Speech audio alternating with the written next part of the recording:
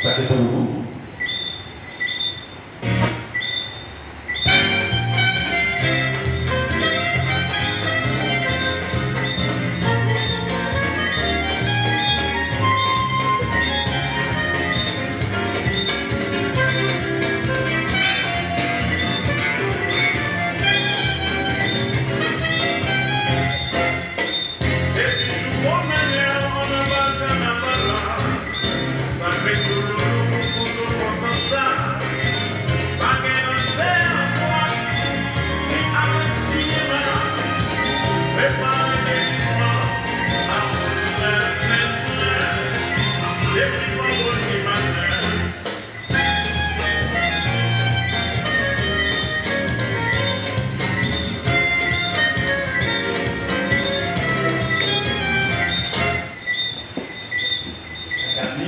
Qui est un morceau instrumental, justement interprété par au clavier par Jacques Saint-Paul, si on peut trouver un extrait, à clavier.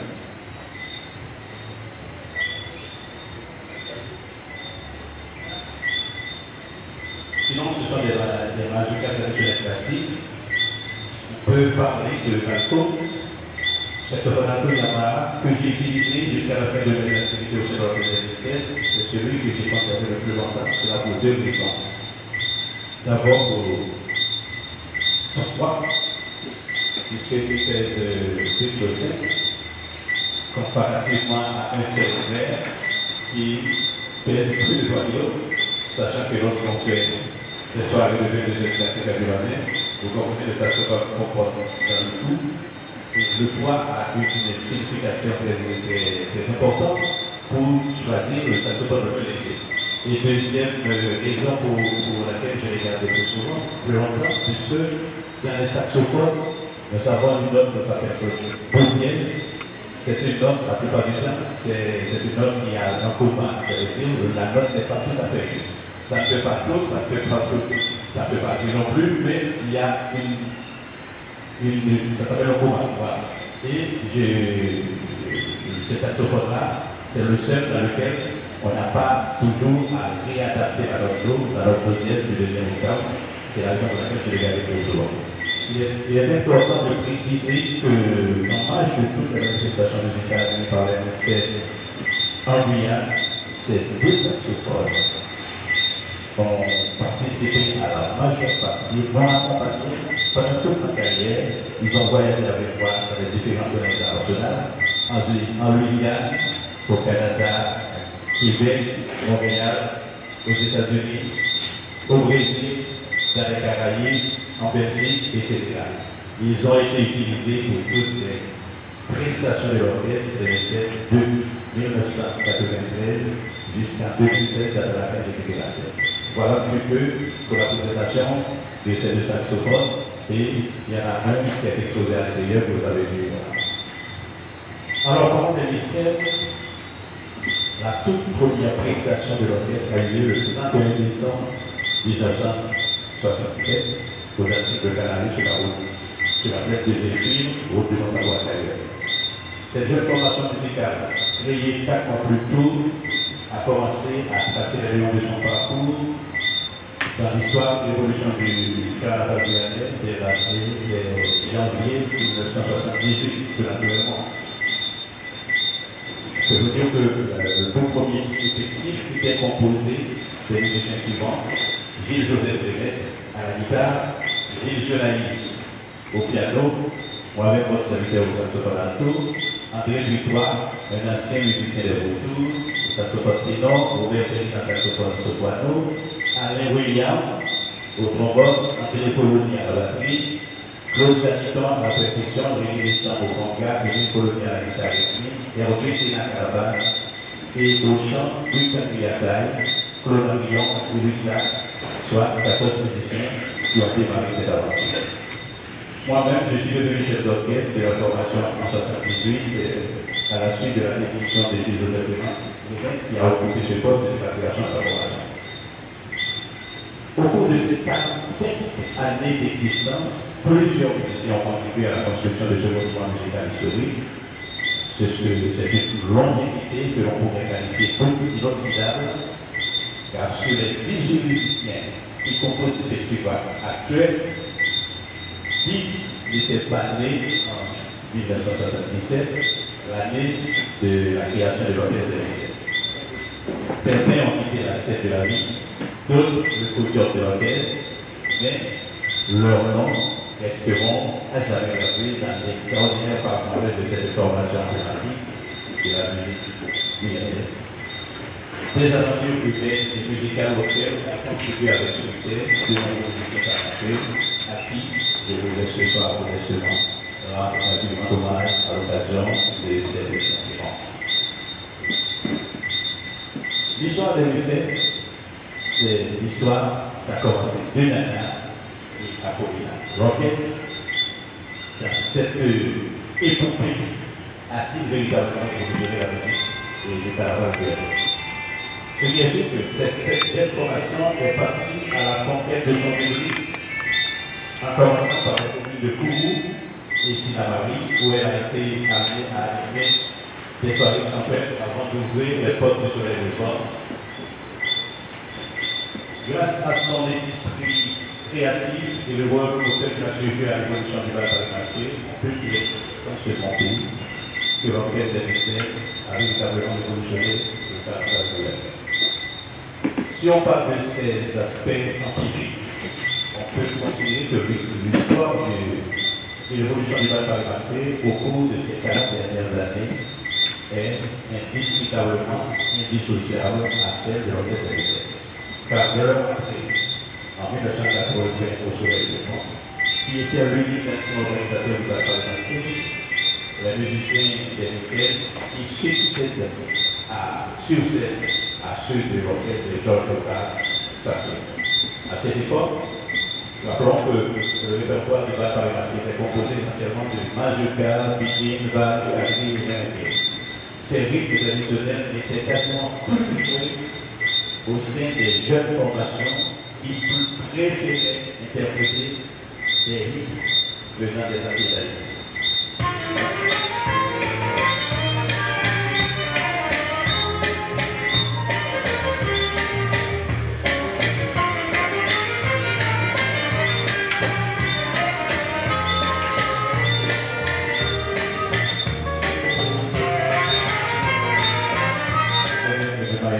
Au cours de 25 ans,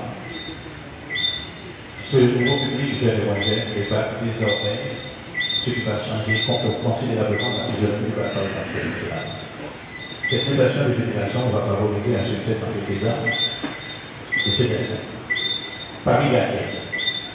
Tout le monde a désormais les yeux rivés sur cette jeune formation qui fédère toutes les couches sociales en éveillant avec poésie la quintessence de cette forme.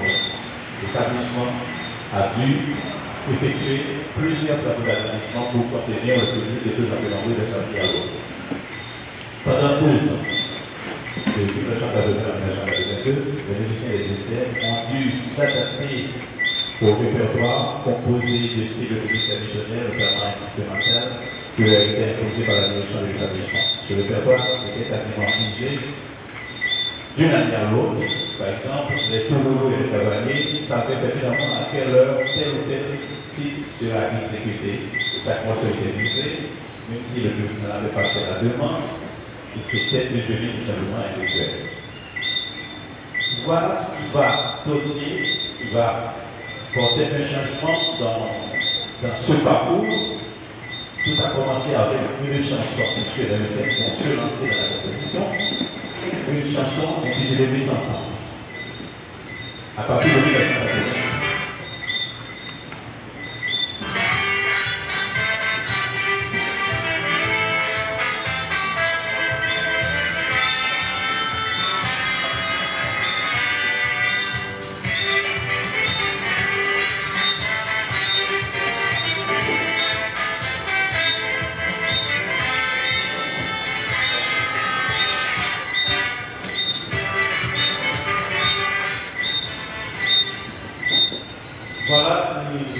l'introduction de cette chanson mésentente, nous aurons l'occasion d'écouter plus longuement,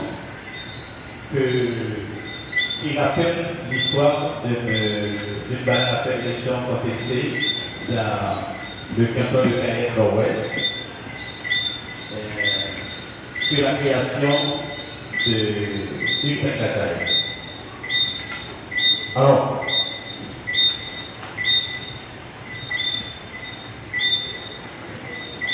comment a été composée cette musique? Dans quelles circonstances? Quels sont les liens entre l'œuvre musicale et le mythique Piketty? Faut-il à cet égard faire une planchée au cœur du talent de Bernard Gris, chanteur émérite, qui venait tout juste d'intégrer la formation en septembre 2022? Autant de questions que nous allons essayer sur lesquelles nous allons prendre par réflexion. Alors, cette chanson, je vais essayer de vous donner quelques à la cappella, quelques extraits. Les zombies, la somme qu'elle dénonce, les typos, on parle d'un présenteur, votre terrain, il a volé les gens, comme au gâteau, quand c'est j'ai de la carrière, moi essayer, quand ça dit à passer, les typos, il est beaucoup pour les mots, votre terrain, j'ai pas payé l'oublier, c'est général, pour lui la chanson des contents, à ce côté, c'est moi qui t'entends. Je passe sur le regard, je dirais, attentif d'un élu de la Guyane qui nous fait l'honneur d'être ancien élu de la Guyane. On a toujours été ça, même s'il n'est plus aux affaires pour moi. Donc, qui a contribué cette histoire, je salue la présence de M. Colin Brûlé dans l'assistance. Et je vous demande à tous.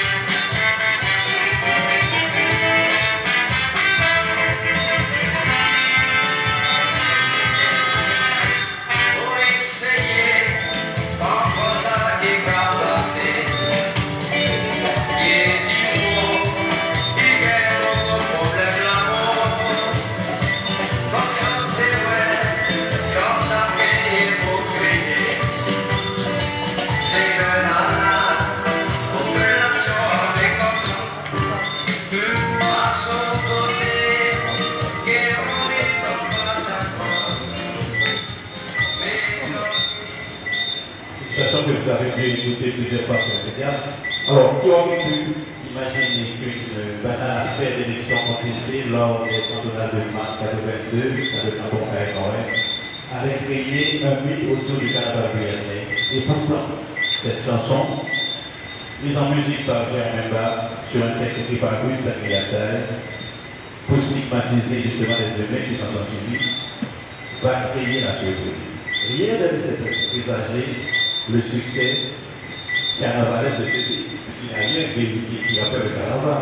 Parce qu'il est vrai que cet album a été mis en vente sur le marché qu'en avril 1983, parce que lors de ce déplacement en Port-de-France, nous avons mis ces deux albums le plus manchot que le producteur Danny Play a mis en place sur le marché. C'est un album qui a été vendu à plus de 50 000 exemplaires.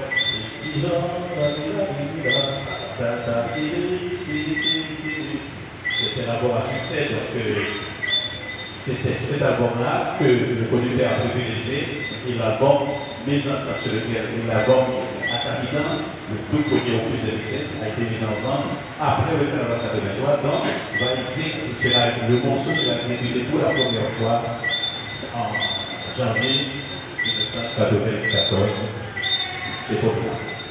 Alors, Léa de cette chanson, interprétée Sénat pour la commune en 84 par le chanteur, compositeur, mais Bernard Christ qui venait de tout juste faire son entrée dans le scène avec un répertoire. Il est là, il faut du temps pour qu'un chanteur arrive. Chaque chanteur dans un orchestre, il y en a plusieurs, doit avoir son propre répertoire. Donc, une fois la chanson est lancée, ça commence, le public se souvient des émeutes de 1922, et le public s'est attiré tout à fait. Bernard va profiter, puisqu'il n'avait pas tellement de chansons à chanter, pour improviser une onomatopée, c'est moi, qui va demander aux deux autres chanteurs, Olami et Yves Kataï, qui sans doute me faisaient un petit peu de long, puisque ils avaient le répertoire principal, le répertoire dans leur répertoire. Tous les répertoires, c'était soit Olami, soit Yves Kataï, Bernard Benadabel. Alors, il va profiter de prendre un petit Léon, il va improviser, il va demander à ces deux chanteurs de l'accompagner de Bixewa. Et puis pendant que lui-même, il regarde les copains, les camarades qui connaissaient les cavaliers qui dansaient dans les bois de Loulou, alors il va dire, vous connaissez Christian Piquet, Sewa, interprété Sewa, Christian Piquet et Anatole Piquet, voilà comment le Piquet va commencer à devenir quelque chose que personne ne pouvait s'imaginer, puisque le bal par le Bernard a innové, il a quand même apporté ce qui n'existait pas, l'animation de le bal par le Donc c'était un succès sans précédent.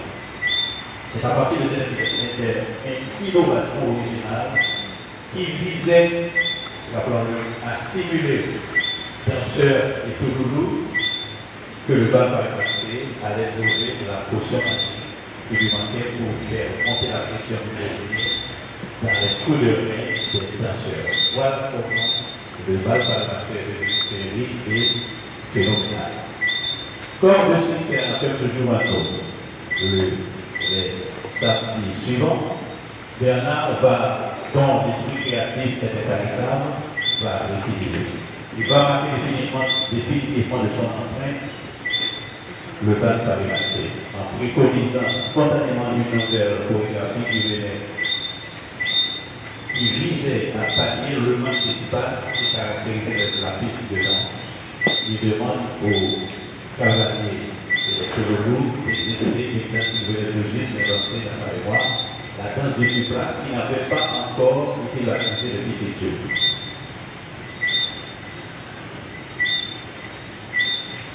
Mesdames, Messieurs, dit-il, laissez-les-vous, regardez-moi. Laissez-les vous donner des coups de main. Comme ça, il faisait des gestes chorégraphiques dans le sens horizontal, ceci dans une forte animation musicale sur votre télévision, une nouvelle approche qui va progresser et technique.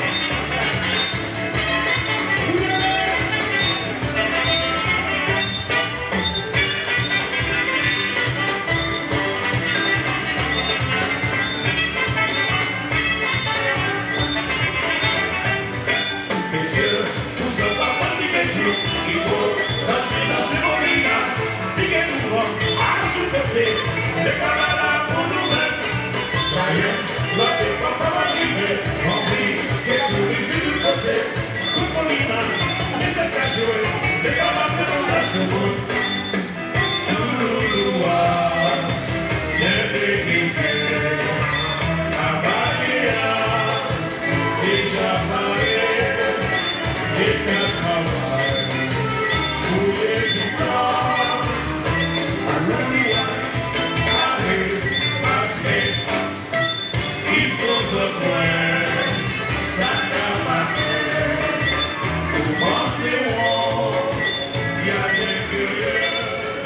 Comment rester sensible à une telle inventivité soutenue musicalement par l'orchestre? Jamais dans l'histoire de la création artistique, une œuvre n'a connu un tel succès populaire avant même d'exister réellement. Il a fallu attendre un an que cette création artistique sur la base d'improvisation devienne un petit à part entière.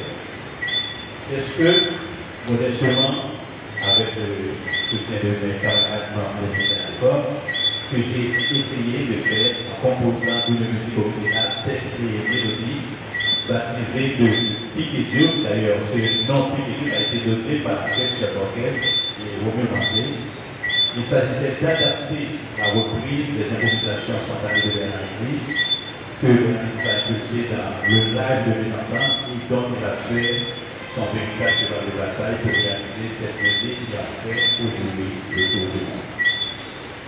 Musicalement, le Piquet-Dieu n'est autre qu'une modulation rythmique introduite dans la musique traditionnelle en augmentant le tempo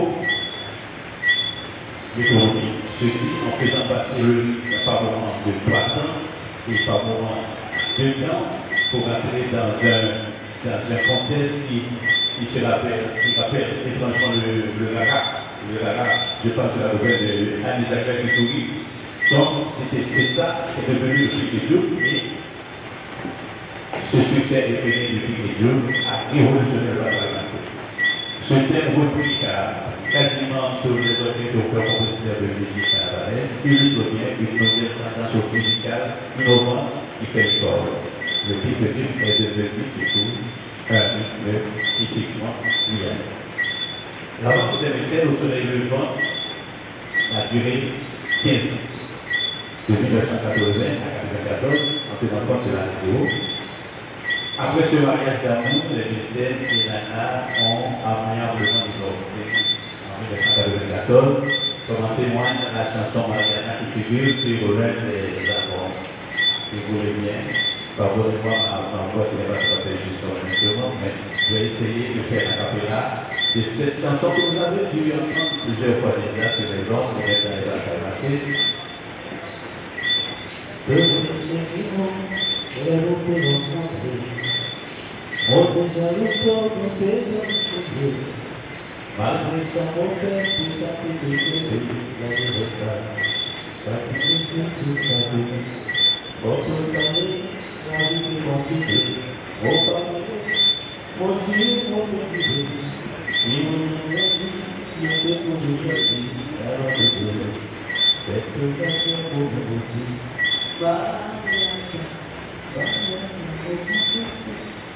Cette chanson-là.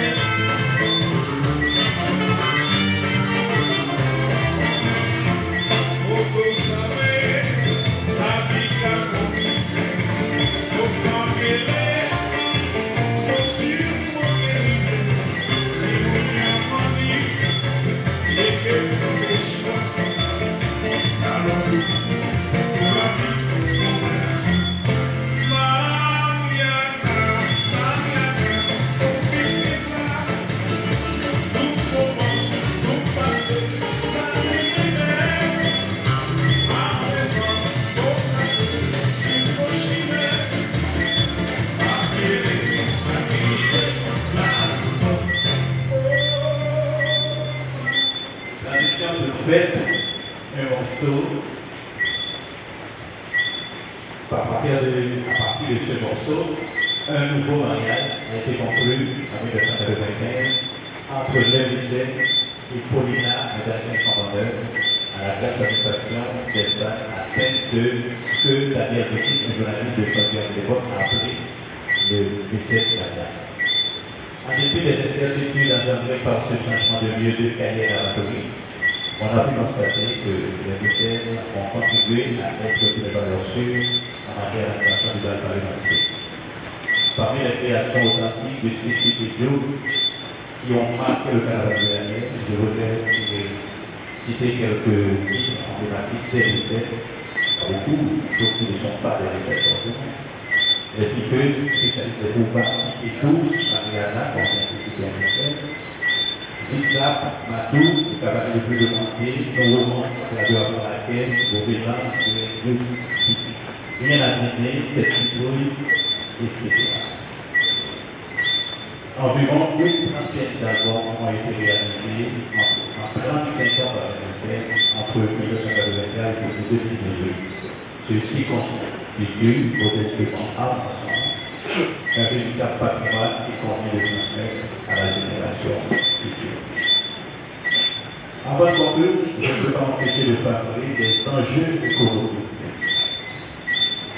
Pendant toute sa durée, vous savez que depuis au 22 décembre, le carnaval UNL, le carnaval en général, irrigue la plupart des secteurs d'activité économique.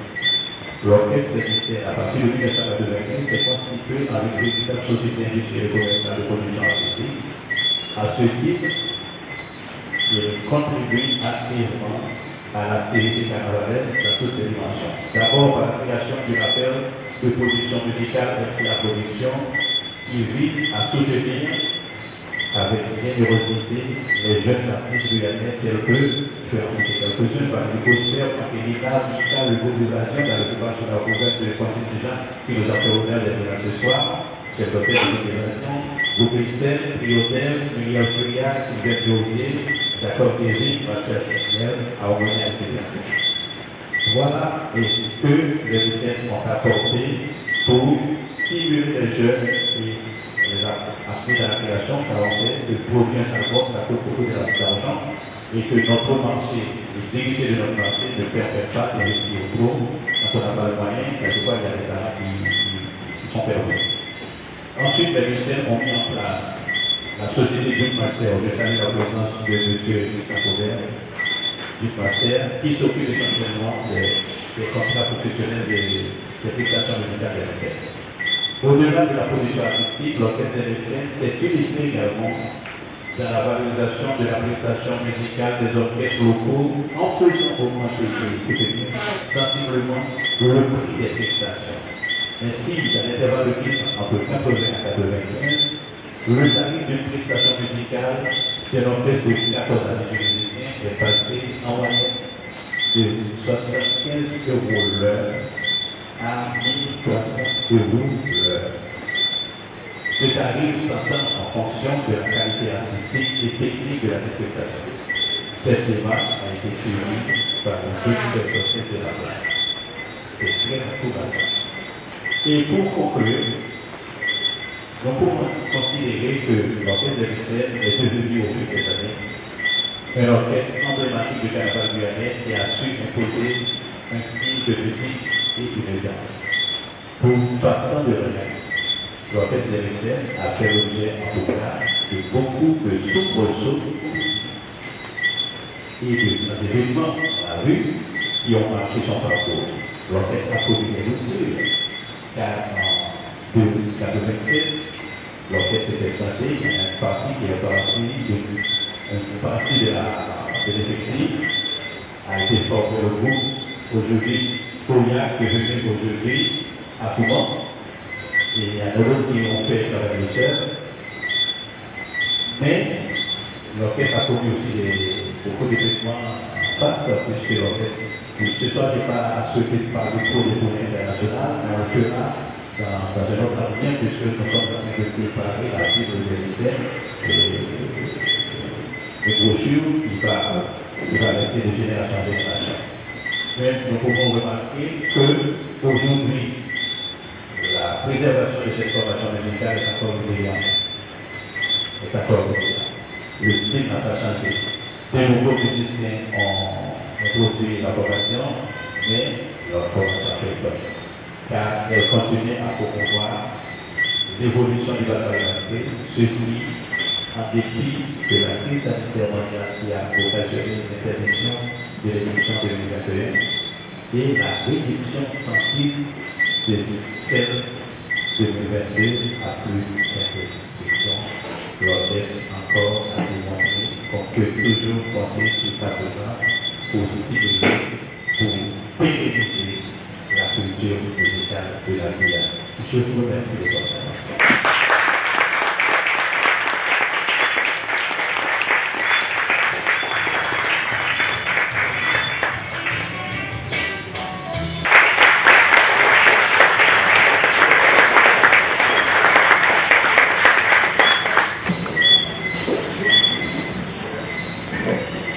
Bonsoir mesdames et messieurs.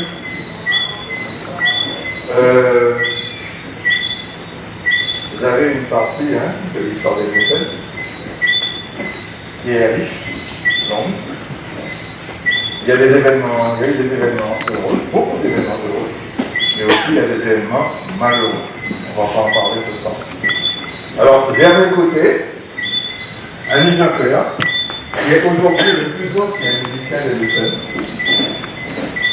Et puis à côté, David Benel, il a 3 ans, 4 ans, qui joue dans le groupe. 5 ans à peu près.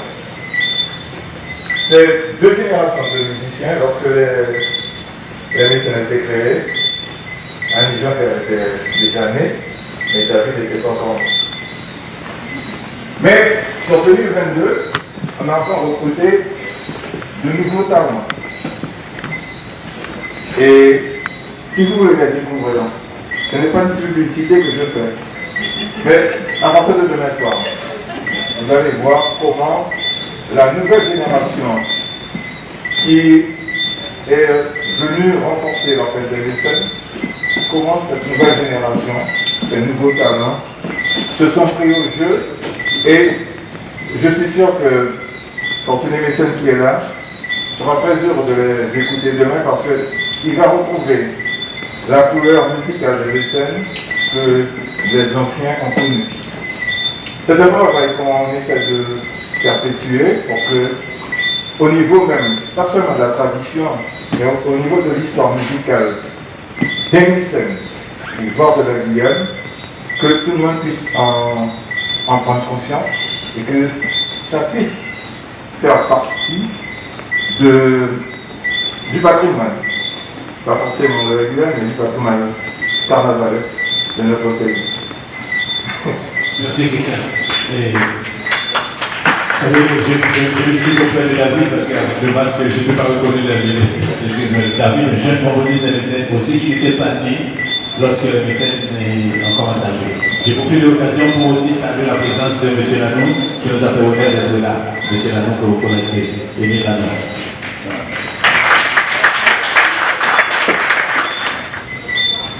Bonsoir, M. Mécène, et merci. Vous avez introduit votre conférence par C'est en Maigre.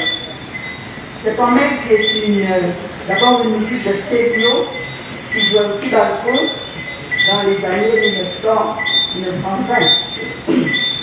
Puis vous avez cité le rabbin. Mais je me demande, est-ce qu'il n'y aurait pas aussi une influence du maroni avec la Guado? Je me souviens dans les années 1980-85, j'allais chez M. Anévi, le père du maire de notre là, qui jouait la Guado, un instrument dit-on plus d'écart, avec une calebasse, et ce rythme du piquet-doux me semble tout à fait être celui de la Guado. Donc je vous interroge là-dessus. Merci.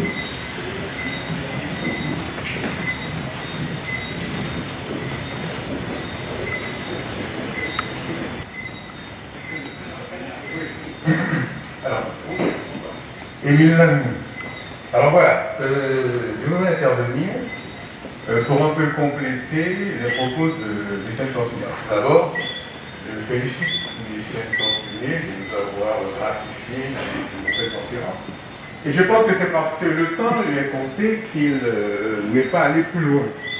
Et moi, donc, je vais essayer d'aller un petit peu plus loin, parce qu'en fait, on a passé sous silence un événement qui est très important pour la culture guyanaise. Alors, il faut savoir, M. Mécène l'a dit, quand l'orchestre est arrivé au Soleil Levant, dans les années 1980, il faut savoir que la biguine et la mazurka étaient en perte de vitesse. On peut même dire que la biguine et la mazurka étaient mortes. Et c'est l'orchestre Les Mécènes qui a ressuscité. Alors j'insiste bien sur le mot, sur le verbe ressusciter. Parce que cette musique avait été délaissée, il a dit lui-même. Les jeunes, en fait, étaient intéressés par tout ce qui venait, toujours, de l'étranger. C'est-à-dire le style, il y avait la cadence lypso, après on a eu le compas. Donc, biguine et mazurka étaient complètement délaissés. Alors, à ce propos, je fais juste une petite parenthèse. C'est pas un hors-sujet, mais c'est l'occasion de le dire. On dit souvent que la biguine et la mazurka sont des musiques traditionnelles guyanaises. Je pense qu'on doit s'interroger là-dessus, parce que moi, je ne suis pas convaincu. Alors, je reviens à ce que je disais. Les Mécènes ont ressuscité la musique guyanaise. Les Mécènes ont fait de la biguine et de la mazurka ce qu'elles sont aujourd'hui. Il faut bien comprendre ça, parce qu'avant les Mécènes, n'est-ce pas, la musique était reposait en particulier sur le banjo. Le banjo qui avait, on pourrait dire que le banjo est un peu ringard, hein, bon, juste le dire comme ça. Les Mécènes sont arrivés, donc non seulement ils ont ressuscité la biguine et la mazurka, ils sont arrivés avec une nouvelle orchestration qui repose, comme ça a été dit tout à l'heure, sur le saxophone. Et en particulier sur le saxophone alto. Et ça, c'est une révolution. Parce que jusqu'à maintenant, avant 77, la biguine, la musique créole entre guillemets, était guidée par la clarinette. C'était la clarinette, n'est-ce pas? La musique donc était, comment dire, un peu étouffée, quoi. C'était bon enfant, c'était disons que c'était un peu attaché à une génération. La génération des anciens. Mais les Mécènes vont tout bouleverser. Ce sont des jeunes, il a dit, n'est-ce pas? Ils vont faire la révolution, c'est le mot. Les Mécènes ont fait la révolution dans le musique guyanaise. Et c'est pour cette raison qu'aujourd'hui, la mazurka et la biguine ont pris une autre ampleur. Le relais a été pris par l'orchestre carnivore. Et on arrive maintenant, moi je reste persuadé qu'on a dépassé le cadre concernant la mazurka. On a dépassé le cadre de la mazurka pour qu'on puisse dire avec fierté que les musiciens guyanais sous l'influence des Mécènes, les musiciens guyanais ont inventé, et j'insiste là-dessus, les musiciens guyanais ont inventé un nouveau genre. Alors le problème c'est quel nom lui donner, quel patronyme. Mais aujourd'hui, ce que joue par exemple l'orchestre carnivore, pour ma part, ce n'est pas du mazurka. Voilà, mais il faut s'arrêter là pour laisser la place aux autres. Donc merci de m'avoir écouté.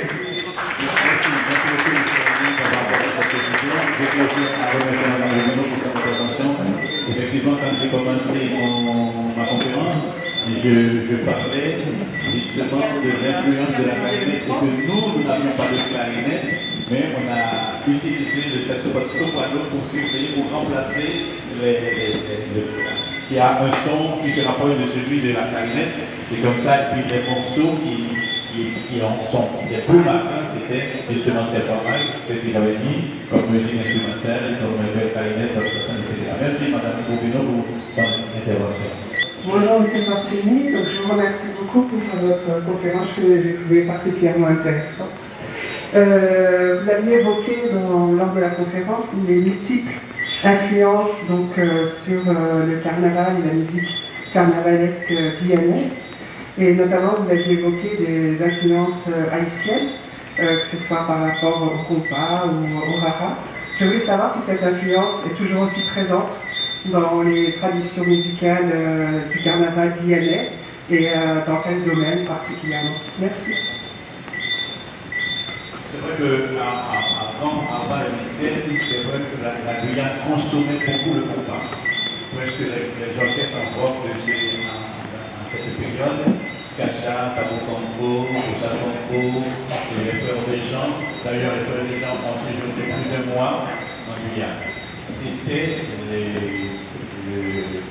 Cadence Nipso avec Xaiwan et beaucoup d'autres. Xaiwan, voire Liquidaïs, etc. C'était ça que le public lui a démontré. Mais c'est vrai, l'arrivée des lycéennes au soleil levant, parce que je le disais, ce type de musique qui ne nous ressemblait pas, d'ailleurs, on l'avait péjorativement surnommé la musique sauvageoise. C'est la raison pour laquelle, d'ailleurs, vous avez bien compris que nous ne pouvons pas tout dire, on a essayé de synthétiser.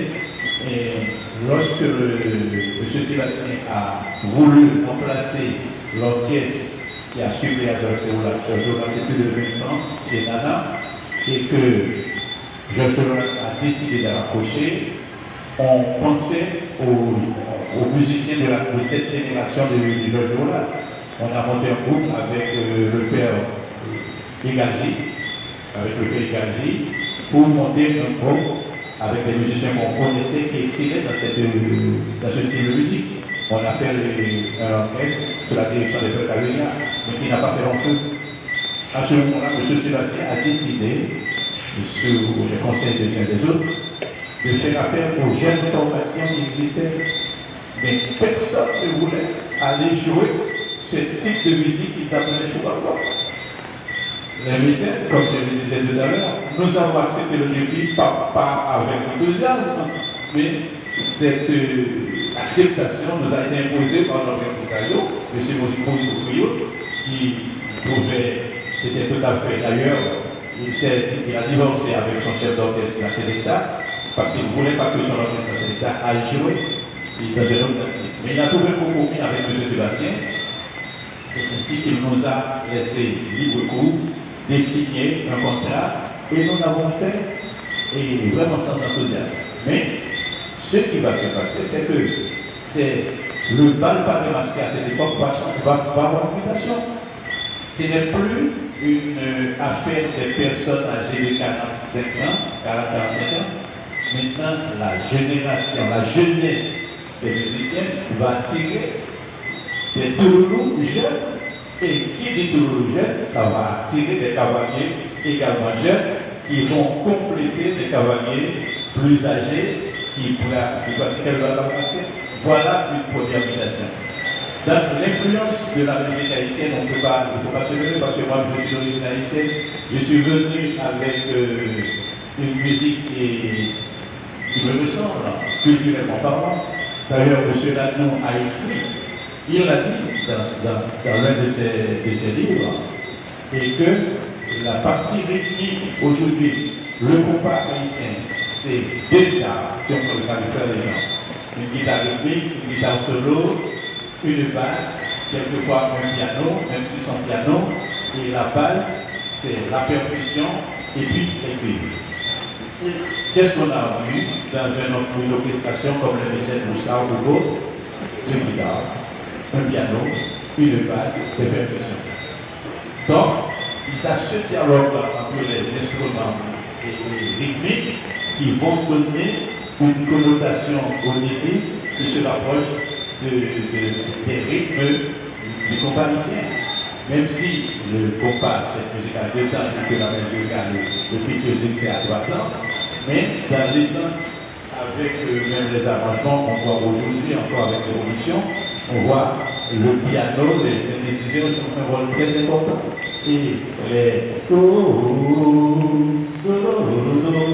ça, on l'a pas cherché loin.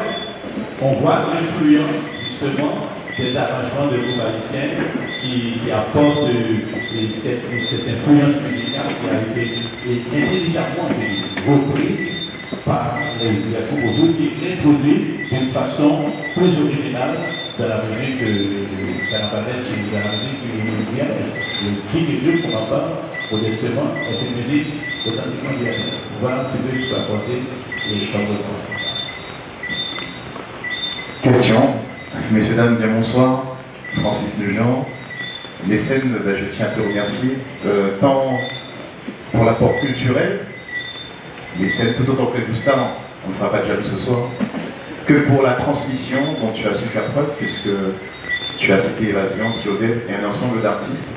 Il est vrai que lorsque nous étions jeunes, nous avions besoin de ce soutien, et tu as su, grâce à ta structure et à ton sens de la transmission, nous faire partager donc cette passion de la musique et nous permettre de produire de l'art par la même occasion. J'ai deux souhaits. Alors, on en a souvent parlé en privé. En fait, j'ai deux souhaits en tant que musicien. Je pense que nous l'avons tous ce souhait en rapport avec la musique que nous pratiquons, à savoir Biguine, Majorca, ou un autre nom. Monsieur Lanou, ou un autre nom. Mais en tout cas, j'ai un vœu pour la Guyane. J'ai un vœu. Et en fait, il pourrait se passer, en fait, ce vœu pourrait être, on va dire, on pourrait répondre à ce vœu par une démarche en deux phases. En deux phases.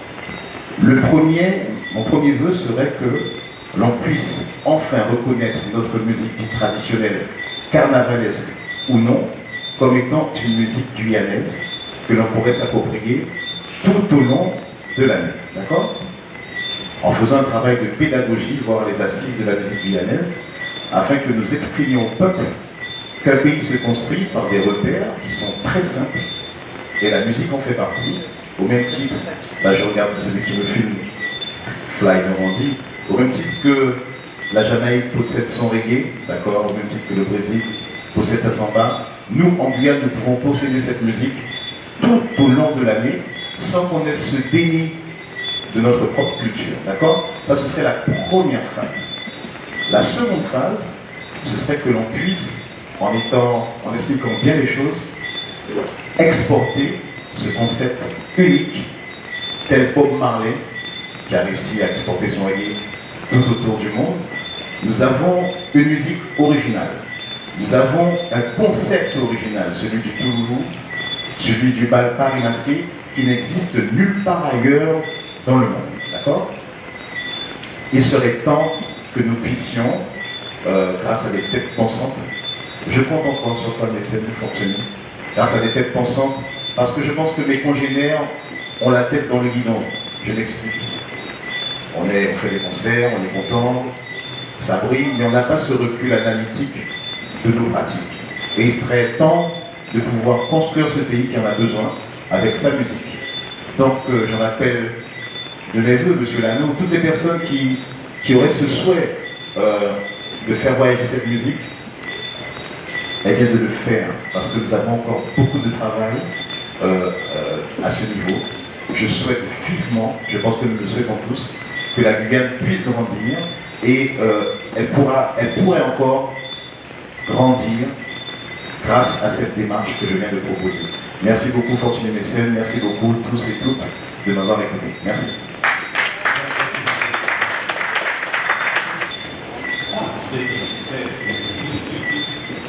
Je te remercie de ta présence parce que voilà aussi quelqu'un qui encourage les mécènes, qui a organisé, qui a pris le pari d'organiser les 40 ans des mécènes, en investissant dans un concert et en faisant un coffret qui représente les 40 ans d'histoire des mécènes. Et je tiens à te remercier, Denis, publiquement et te félicite.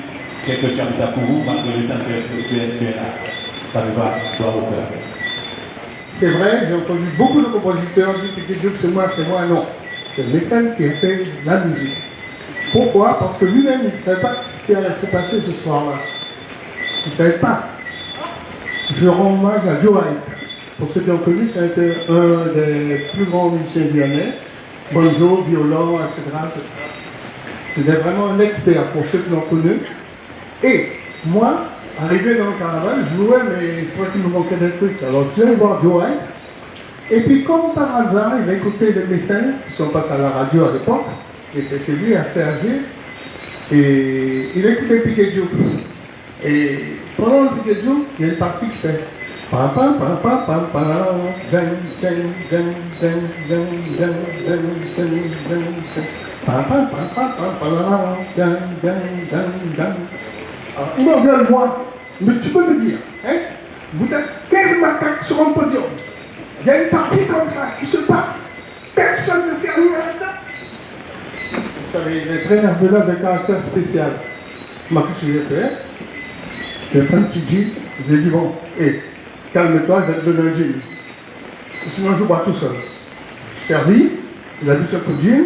Et là, j'ai profité parce que les anciens, question pédagogie, ils n'étaient pas tous d'accord de voir des jeunes arriver comme ça pour jouer. Alors je lui dis, bon, alors qu'est-ce que tu aurais fait toi? Je prends le trombone, il fait, pam, pam, pam, pam, pam, pam. Le gars, il a pris son bonjour et puis s'est lâché.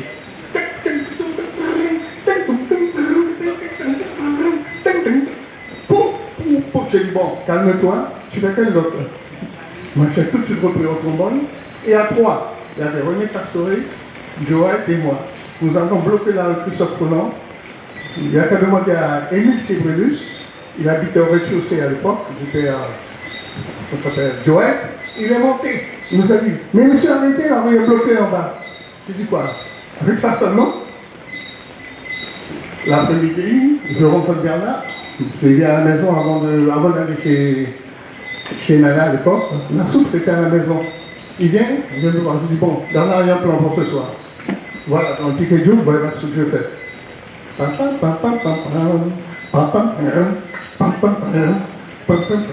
Je dis, pendant que ça chauffe, qu'est-ce que j'ai dit? Piqué! Hélène Piqué! Et c'est moi qui en étais, parce que ma mère dansait. Alors, Fifi Piqué! J'ai dit, non, ça c'est pour ce soir. J'ai dit, calmez la bataille, calmez, c'est pour ce soir. Et arrivé chez Nana, et ça ne s'attendait pas du tout à ça. Boum! Nous avons démarré. Nous regardaient. Et qu'est-ce qui se passe? Ça a eu un succès. À l'époque, il y avait l'équipe de Venezuela qui nous disait, si jamais on ne joue pas ce morceau une troisième fois, il débranche. Ça, tu t'en souviens, moi.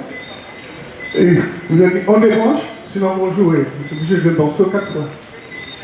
4 fois ce soir-là. Et Dr. Dancy était prêt à renverser le podium. Parce qu'il est marqué par ce morceau. Et depuis le Tuesday, il a une grande surprise. Mécène a composé une mélodie. Et il a rajouté cette partie. Et puis c'est devenu le succès que c'est aujourd'hui. Merci Jean-Claire. Merci beaucoup. Jean-Claire prend le gouvernement, apporter ça, il faut le dire, et nous allons détruire, à révolutionner la partie du trombone dans le bal parisien. C'est ce qu'il vient d'expliquer là, il faut le comprendre, parce qu'avant lui, ça n'existait pas. Aujourd'hui, ça fait l'école. Je crois que David a plein la tête pour reprendre ce flambeau et merci Jean-Claire pour ce témoignage, parce que ça, c'est une marque. Hier, j'ai donné une interview sur une radio en Martinique. Je t'assure que c'était merveilleux d'ailleurs. Et l'animateur de m'inviter à nouveau. Non, c'est vrai que c'est tout ça qui fait l'essence de l'originalité du Piquet Joe. Je ne peux pas terminer cette conférence sans saluer M. Rameau, ici présent, André Rameau, qui est un frère puisqu'on est de la même origine. C'est lui qui m'a introduit quand j'ai quitté Sinawari avec les élèves pour former une formation qui s'intitulait Vie Noire. C'est lui qui vous demande d'applaudir M. Rameau.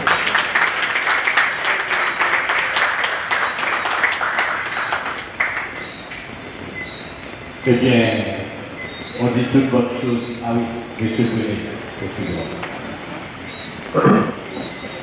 Oui, je voudrais d'abord te féliciter. Tu sais toute l'admiration que j'ai pour toi. À mot ouvert, ce qu'il a voulu dire tout à l'heure, le morceau en question a été créé à l'occasion des élections entre Karam et moi, puisqu'on a été à plusieurs reprises devant les électeurs où j'ai toujours gagné. Et c'est parce que j'ai gagné que la foule de son côté n'a pas compris. Donc, je suis quand même heureux d'avoir été avec Antoine à l'origine de la création d'un nouveau rythme. Donc, ce morceau a été créé à cette occasion-là, pour les élections. Deuxièmement, et entre parenthèses, bravo pour l'orchestre Les Mécènes, mais c'est un orchestre qui a le nom d'une association caritative. Les Mécènes, Fortunés Mécènes, c'est quand même quelque chose. Alors, ma question que je t'ai posée, pourquoi les mécènes restent encore un orchestre saisonnier uniquement pour le carnaval? Pourquoi ne pas s'éclater toute l'année? C'est la question que je voudrais. Vous êtes saisonnier, pourquoi? Je pense avec beaucoup de monde, parce que les mécènes jouent à longueur d'année. C'est sûr que dans les années 2000, aujourd'hui, le live est moins en moins sollicité, mais d'ailleurs, même, ça, je me permets de le dire, je m'excuse, Monsieur le Président Christian, malgré l'interdiction, il y a beaucoup de jeunes, comme les mécènes d'autres formations, qui ont bravé l'interdiction pour essayer de se rivaliser afin de sauvegarder la tradition qui fait que les mécènes, pendant toute la période, les mécènes vont jouer le pal-pal masqué pour cette saison-là, pour la première fois demain soir, mais cependant, les mécènes ont joué depuis le début du carnaval. Ils ont trouvé l'astuce pour satisfaire les fans qui en demandent de plus en plus. Donc tout à l'heure, même si on dit aujourd'hui, c'est vrai, l'interdiction imposée par les mesures sanitaires démontre que le carnaval, même en 2021, les jeunes ont trouvé un système pour la sauvegarde de cette tradition et braver l'interdiction. Et le carnaval a retrouvé son essence d'alors qui était le carnaval spontané, sans avoir besoin de toutes les mesures contraintes organisationnelles, etc. Et ça, on voit comment les jeunes, pendant toute l'année, ont travaillé pour la sauvegarde de la tradition, alors que les pouvoirs publics, je peux bien comprendre que l'intérêt des mesures sanitaires, puisque c'est ça le rôle de l'État, mais on a compris effectivement qu'il y a un engouement. Donc les mécènes, pour répondre à ta question, mon cher ami Nicolas, les mécènes jouent à longueur d'année, il suffit de faire la demande. Lorsque tu vas soit appeler Mario, mettre un anniversaire, etc., tu peux solliciter les mécènes, tu dois garantir qu'ils seront présents. Merci. Je peux apporter une petite précision. L'orchestre des mécènes joue toute l'année. Alors, pour rebondir sur ce qu'a dit Francis, concernant la musique, faire que cette musique puisse être la musique du pays, eh bien, à chaque fois que les mécènes se produisent, quelle que soit la période hors carnaval, je me souviens en 2019, on a joué pour la fête des mères à la ferme Gélémaro. Il y avait à peu près, la salle était remplie. On a joué 3 morceaux. 2 compas, un zouk. Quelques personnes sont venues me trouver pour me dire, bon, c'est bon, compas, zouk, d'accord, on connaît. Maintenant, on fait quelque chose de local. 3 heures de prestation de musique. Alors, je ne vais pas dire ni carnavalesque, ni traditionnel, mais de musique du pays. Et c'est comme ça qu'on va faire évoluer et faire entrer dans notre patrimoine cette musique-là. Mais comme tu l'as dit, il faut que les musicologues, les historiens, les anthropologues puissent nous apporter leur concours pour que cette musique-là soit reconnue, pas seulement en Guyane, mais dans le monde entier. Parce que notre carnaval est reconnu, le bal parrainage, c'est comme tu l'as dit, c'est le seul et unique dans le monde entier, mais il faut que la musique puisse suivre et apporter un plus à ce patrimoine. Alors oui, les mécènes jouent du 1er juin au 31 décembre. Je fais une petite entorse. On ne joue pas en informel, parce que je le dis et je vais le répéter à chaque fois, à partir du moment qu'on reçoit un cachet, on n'est pas en informel. Parce que le cachet, c'est une trace. Et on ne perçoit pas notre cachet en espèces, c'est un chèque ou par virement bancaire. Alors, ce n'est pas de l'informel. Merci, monsieur. Merci. Donc, s'il n'y a pas d'autres questions, je tiens à vous remercier et je remets le micro à Mme Jaoui pour clôturer la conférence. Merci de vous être déplacé aussi nombreux. Merci.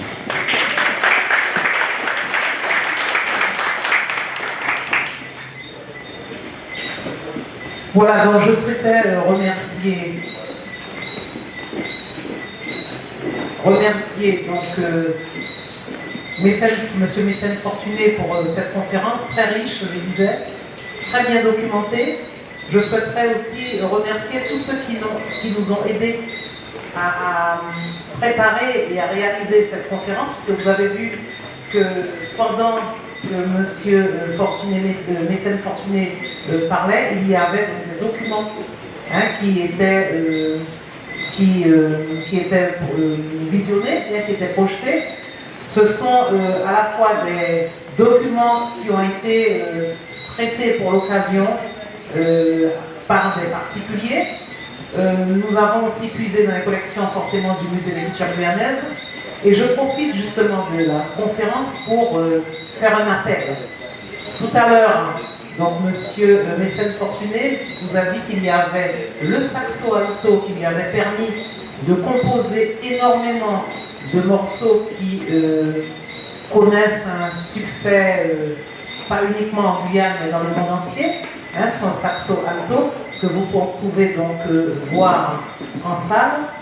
Et donc moi je lance un appel parce qu'il y a plusieurs musiciens ce soir, des personnes qui ont fait partie d'orchestre.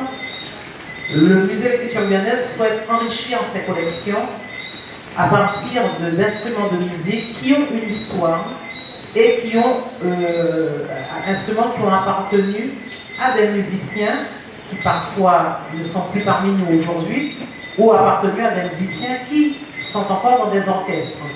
Donc c'est un appel que je lance parce que pour réaliser cette exposition et pour l'enrichir, je vous assure qu'il n'y a pour l'instant que, et moi je tiens franchement à le remercier, Monsieur Mécène Fortuné qui a répondu et qui a vendu au musée donc ce saxophone que vous pouvez donc découvrir.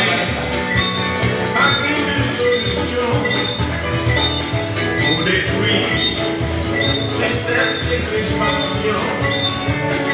Bien manger, bien boire.